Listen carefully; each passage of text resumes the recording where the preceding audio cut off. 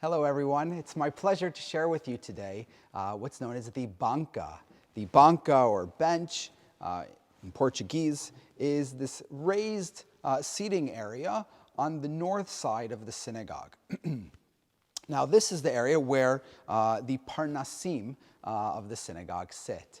The Parnasim today are individuals who have been elected to oversee the services of the synagogue. And so they do things like determine who should lead a particular prayer, who should have aliyot on a Shabbat, who should do the other mitzvot in the synagogue around the high holidays. And so it's become very much kind of a ritual-related type position, but it's a position that those who are the Parnasim take quite seriously and is an important part of the functioning of the synagogue. Now, once upon a time, there also would have been a shamash, a beadle, who would have kind of assisted them in that. But today, really, the parnas really kind of takes that dual function of the kind of the overseer, but also the one who kind of takes care of making sure that everything is arranged properly on a given Shabbat.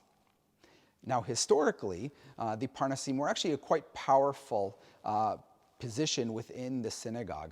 The Parnasim were those who were on the board, the mamad, those who really kind of led the synagogue, and so led the community. And they had a really important function, as their name implies, Parnasim, which means sustenance, right? They were the ones who were responsible for collecting and distributing the funds of the community.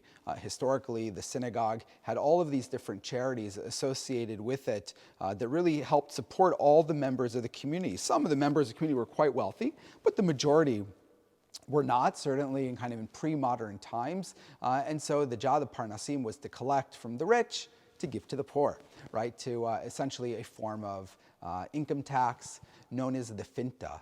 And even to today, the synagogue dues are still referred to as the finta. Of course, though, as multiple synagogues developed out of the community, as the community kind of spread out to other parts of London, the board became kind of separated from the Parnasim. And so each community has their Parnasim that oversee the ritual matters, while the board obviously is still overseeing the broader financial well-being of the community. But one of the important throwbacks to kind of the preeminence of the Parnasim is this Banca, this raised platform, because it was really from here that they would quite literally oversee the functioning of the service. And there's a really wonderful tradition that's been maintained here at the synagogue, which is that before the chazan or the minister or the rabbi begins to lead prayers or to read from the Torah, the Parnasim first need to bow to the rabbi, to the person leading the service, essentially authorizing them that they are permitted to begin leading the prayers, and then the minister will then bow back to the Parnasim, kind of completing the ritual. One of the other reminders of the times of the preeminence of the Parnasim is actually when we take the Torah out of the Heichal.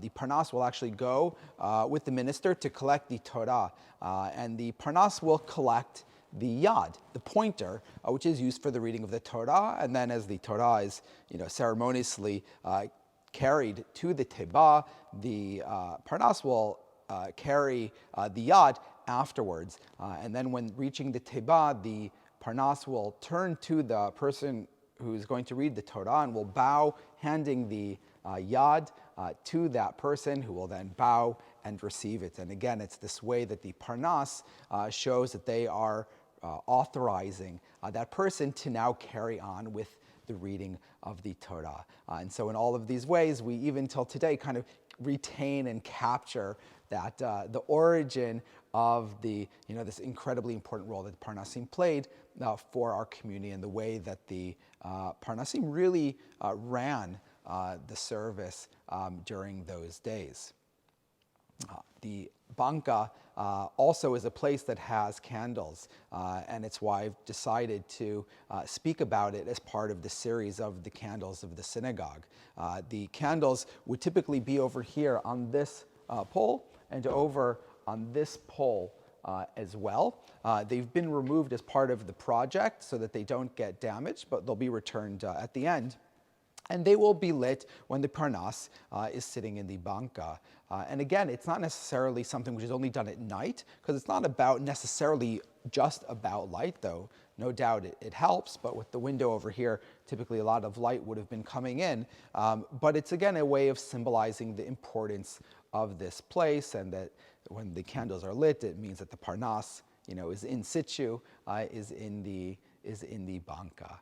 And so this is, again, one of the kind of distinct features in the synagogue, and is really a way of kind of coming into Bevis Marks, and through understanding the distinctive features of the building, to really understand the way that the community functioned historically, kind of this distinct 18th century way of things running, and again, the way that we continue to maintain and to carry on to this day as well. And so when you go to many historic Spanish Portuguese synagogues, whether obviously here in London, or if you go to the beautiful synagogue in Curacao or in Newport, Rhode Island, in all these synagogues you will see the banca here on the north side.